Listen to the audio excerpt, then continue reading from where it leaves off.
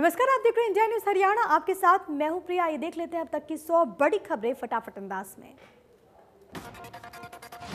आज सदन में रखी जाएंगी कृषि अध्यादेश। सदन में कृषि अध्यादेशों को लेकर हंगामे के आसार। विपक्ष कर रहा है अध्यादेशों का विरोध। हरियाणा समेत देश के कई हिस्सों में किसानों ने किया कृषि अध्यादेशों के खिलाफ विरोध प्रदर्शन। सदन में चर्चा के दौरान संसद के बाहर किसानों ने प्रदर्शन की दी चेतावनी। नेपाल की राजधानी काठमांडू में आया भूकंप। कई इलाकों में महसूस किए गए भूकंप के झटके। रिक्टर स्केल पर 5.3 मापी गई भूकंप की तीव्रता। कोरोना वैक्सीन को लेकर अच्छी खबर। सीरम इंस्टीट्यूट फिर से शुरू करेगा वैक्सीन का ट्रायल। TCGI ने वैक्सीन के ट्रायल को दी मंजूरी। पूरी दुनिया में कोरोना से हाहाकार। अब तक सामने आए 2,97,00,000 से ज्यादा नए मामले। कोरोना से 9,39,137 लोगों की मौत। पूरी दुनिया में अमेरिका ने कोरोना ने मचाई सबसे ज्यादा तबाही। कुल मरीजों की संख्या हुई 67,88,147। अब तक 2 लाख से ज्यादा मौतें। ब्राजील में कोरोना से लोगों में दहशत का माहौल। अब तक 1,33,000 से ज्यादा लोगों ने जान गंवाई। सामने आए 43,84,000 से ज्यादा मामले। अभी 5,76,964 केस एक्टिव। रूस में कोरोना मरीजों का लगातार बढ़ रहा आंकड़ा। कुल मरीजों की संख्या हुई 10,73,849। रूस में एक्टिव केस की संख्या 1,70,759। दक्षिण अफ्रीका में कोरोना से लोगों का बुरा हाल। अब तक 15,641 लोगों की हो चुकी है मौत। कुल मरीजों का आंकड़ा हुआ 6,51,000 के पार। पाकिस्तान में कोरोना से 6,389 लोगों की मौत। अब तक सामने आए 3,02,424 मामले। देश में 24 घंटे में सामने आए 91,000 से ज्यादा नए केस। 1,283 लोगों की मौत। कुल मरीजों की संख्या हुई 50,18,000 के पार। एक्टिव केस 9,96,000 से ज्यादा। देश में कोरोना ने महाराष्ट्र में मचाई सबसे ज्यादा तबाही। एक दिन में सामने आए 20,482 नए मामले। 515 लोगों ने गंवाई जान। कुल मरीजों का आंकड़ा हुआ 10,97,856। आंध्र प्रदेश में कोरोना के मरीजों की संख्या हुई 5,83,325। अब तक 5,041 लोगों की मौत। राज्य में अब भी 92,000 से ज्यादा केस एक्टिव। तमिलनाडु में 24 घंटे में सामने आए 5,697 नए मामले। कुल मरीजों की संख्या हुई 5,14,000 के पार। अब तक 4,58,900 मरीज हो चुके हैं स्वस्थ।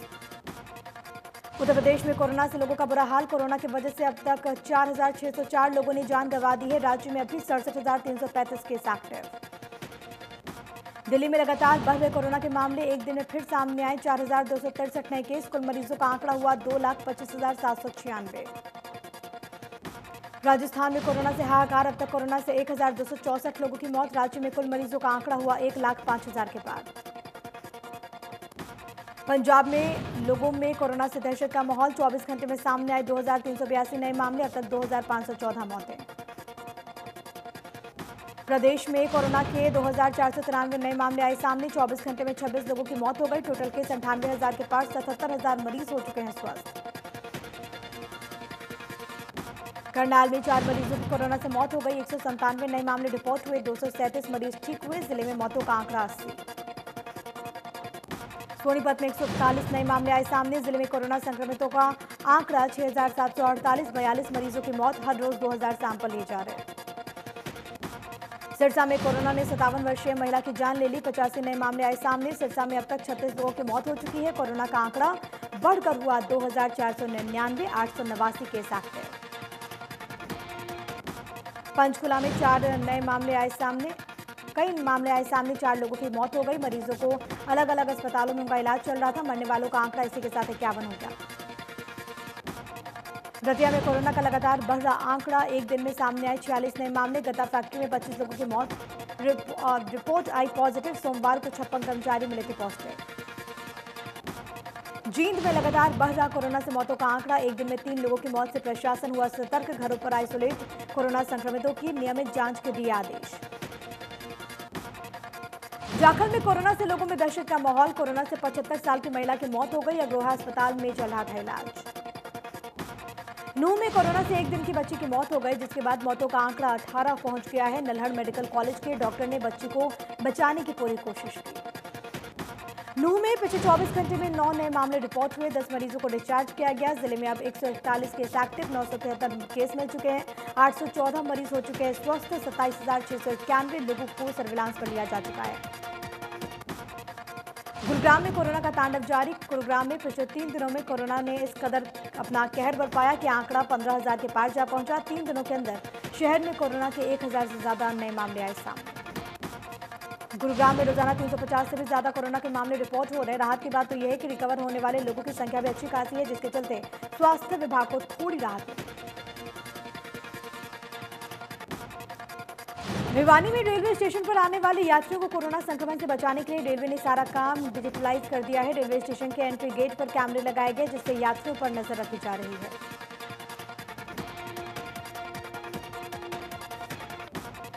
कुरुक्षेत्र विकास बोर्ड के सीईओ कपिल कुमार ने कहा कि कोरोना महामारी बड़ी तेजी से फैल रही है। इसी को देखते हुए ब्रह्म सरोवर, सन्निहित सरोवर और पिहोवा के धार्मिक स्थल पर 17 सितंबर को अमावस को लेकर प्रतिबंध रहेगा, जिससे कोई यात्री यहां पर न आ सके।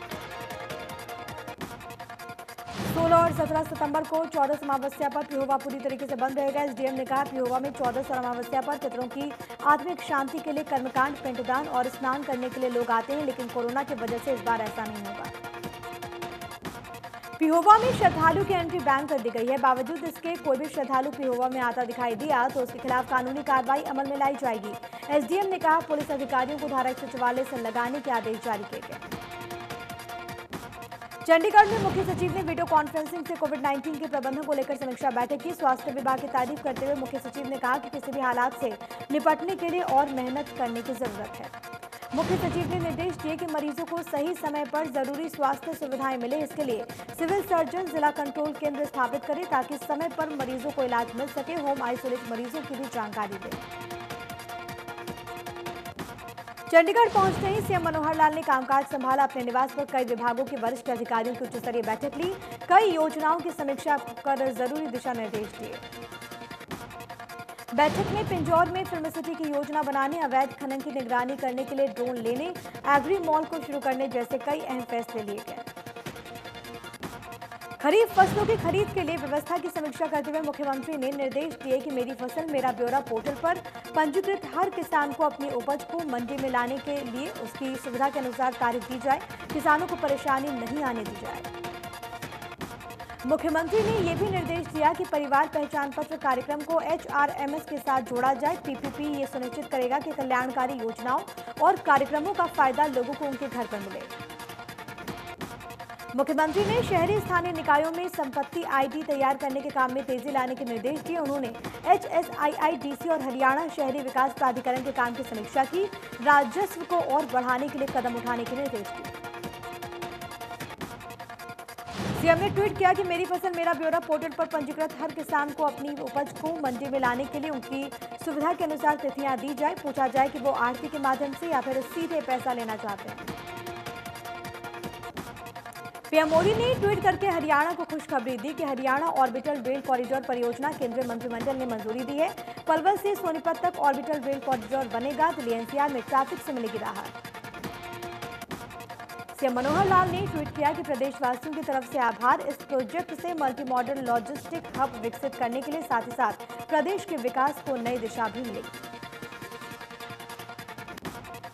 उप मुख्यमंत्री दुष्यंत चौटाला ने केंद्र सरकार का शुक्रिया अदा किया। लिखा कि ये रेल लाइन NCR में नई औद्योगिक युग का आगाज करेगी। हर रोज 20,000 लोग सफर कर सकेंगे।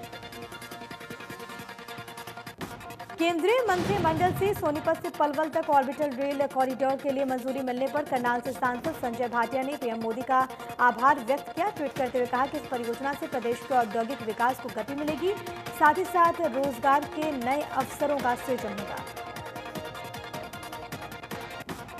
गुरुग्राम और फरीदाबाद की नहरों में प्रदूषण को लेकर बैठक हुई। परिवहन मंत्री मूलचंद शर्मा की अध्यक्षता में हुई इस बैठक में फरीदाबाद, गुरुग्राम और नूह के सत्ता पक्ष और विपक्ष के विधायक मौजूद थे। कैबिनेट मंत्री मूलचंद शर्मा ने कहा कि 20 साल पुरानी समस्या को दूर करने के लिए इकट्ठा हुए। यमुना कैनाल जो बदरपुर से होकर जाती है और आगरा कैनाल के पानी को साफ करने के लिए चर्चा की गई। सीवरेज ट्रीटमेंट प्लांट लगाए जाएंगे।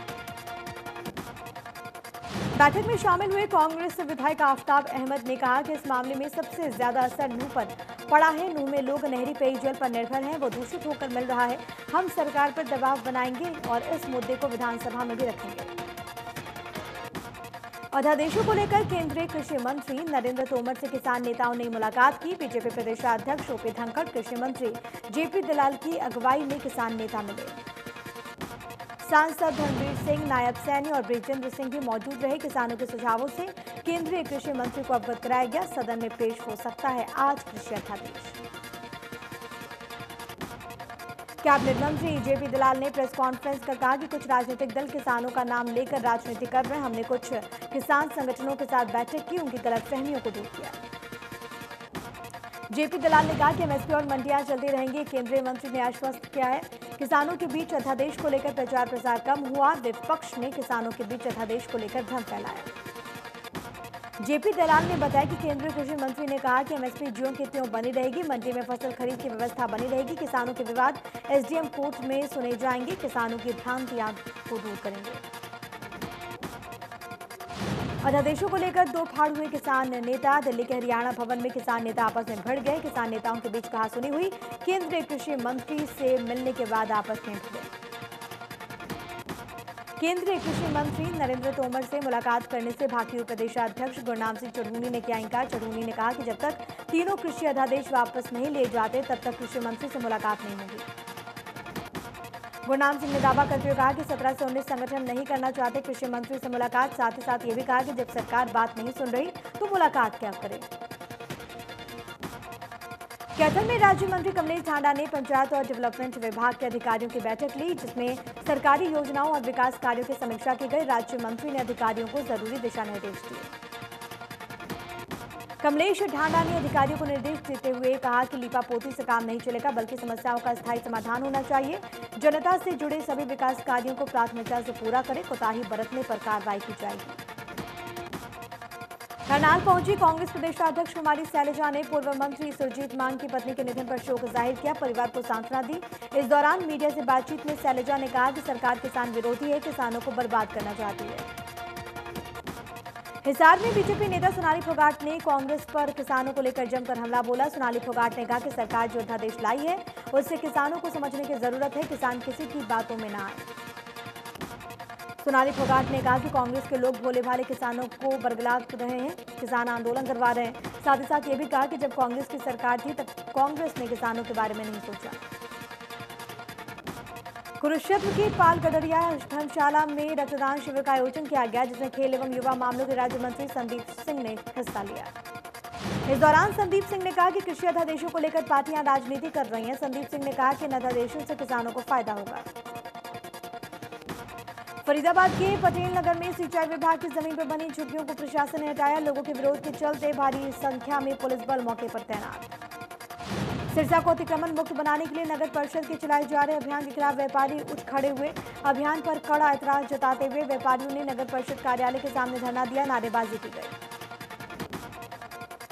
व्यापारियों का यह कहना है कि अतिक्रमण हटाओ अभियान की आड़ में उन्हें परेशान किया जा रहा है, व्यापारियों को निशाना बनाया जा रहा है। प्रशासन ने अभियान को नहीं रोका तो व्यापारी आंदोलन कर सकते हैं।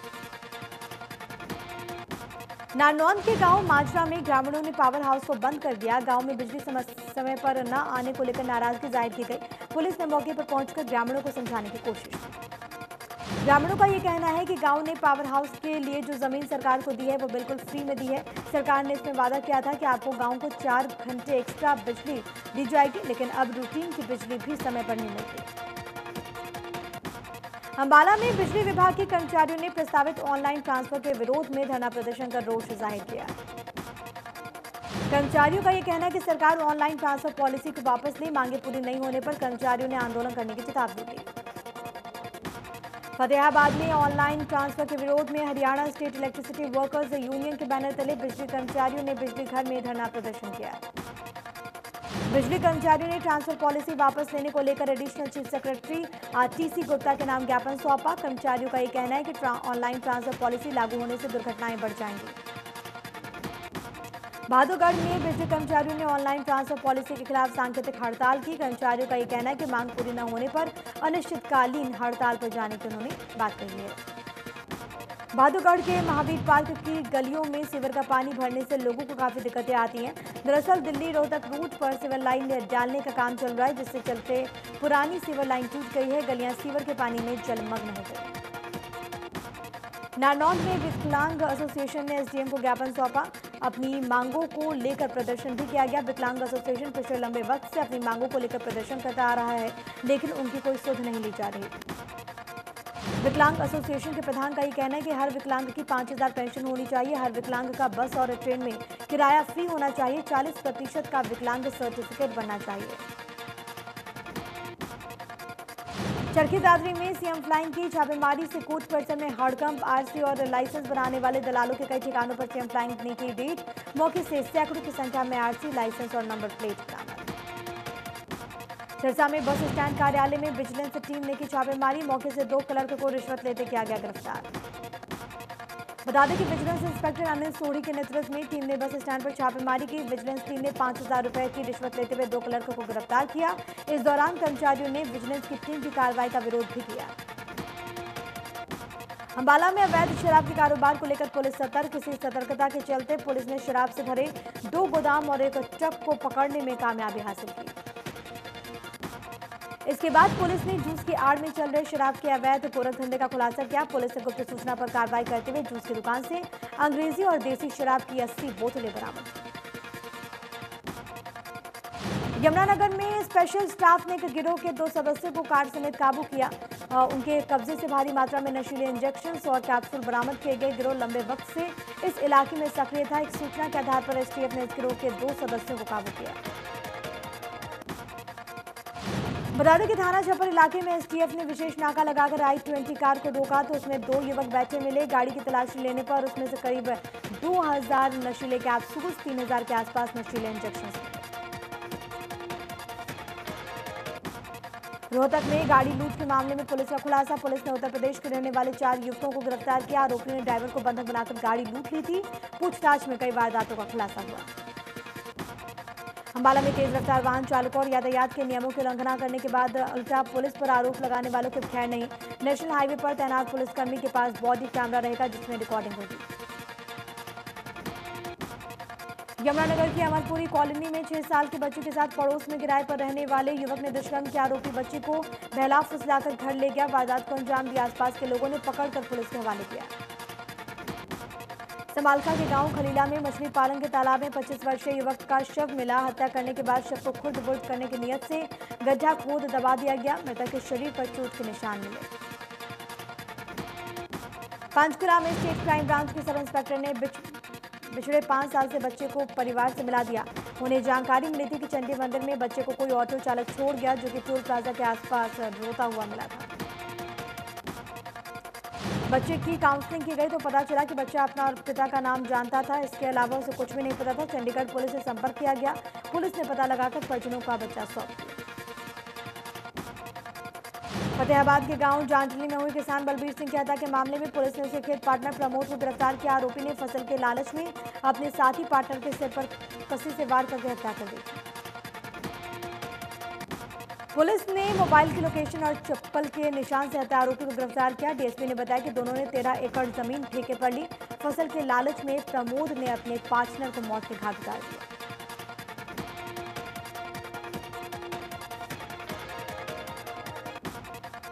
यमुनानगर में एक सिरफिरे युवक ने युवती को धमकी दी है कि वह उससे बात करे, नहीं तो वो तेजाब डालकर उसे जला देगा। पुलिस ने शिकायत मिलने पर आरोपी के खिलाफ केस दर्ज कर लिया। उसकी तलाश शुरू। युवती ने शिकायत दी कि युवक उसे 15 से 20 दिनों से परेशान कर रहा है। वो अपने उससे बात करने के लिए जबरदस्ती कर रहा है। युवक ने उसे फोन पर जान से मारने और तेजाब डालकर जलाने की धमकी दी। तो शाम के करणपुरा में 5 से 6 अगस्त की रात को हुई हत्या की गुत्थी पुलिस ने की सीआईए ब्रांच ने सुलझा ली। डीएसपी हेडक्वार्टर वीरेंद्र सिंह ने खुलासा करते हुए बताया कि 5 से 6 अगस्त की रात मंजीत नाम के एक युवक की हत्या अमित नाम के एक बदमाश ने की थी, जिसे गिरफ्तार कर लिया गया है। कैथल जिले में स्थित सोलू माजरा में गांव के युवा सरपंच जरनैल सिंह का हादसे में मौत हो गई उनकी। पुलिस के अनुसार हादसा उस वक्त हुआ जब सरपंच बाइक पर घर जा रहे थे। अचानक एक ट्रॉला का टायर फटने से बाइक उसकी चपेट में आ गई। युवा सरपंच की मौत हो गई। हादसा सरस्वती कॉलेज के ठीक सामने हुआ। घटना की सूचना कई बार दिए जाने के बाद भी पुलिस करीब 2 घंटे की देरी से पहुंची। यमुनानगर के वर्कशॉप कॉलोनी में शॉर्ट सर्किट से घर में आग लगने से लाखों का नुकसान हुआ। जिस समय घर में आग लगी, घर की मालकिन अपने कार्यालय में गई हुई थी। घर में सिर्फ उसकी बेटी थी। तुरंत फायर ब्रिगेड को बुलाया गया, लेकिन फायर ब्रिगेड के आने से पहले ही घर में कीमती सामान जलकर राख हो गया था। महिला का कहना है कि बिजली विभाग के कर्मचारी अगर समय रहते तारों को ठीक कर देते तो ऐसा नहीं होता।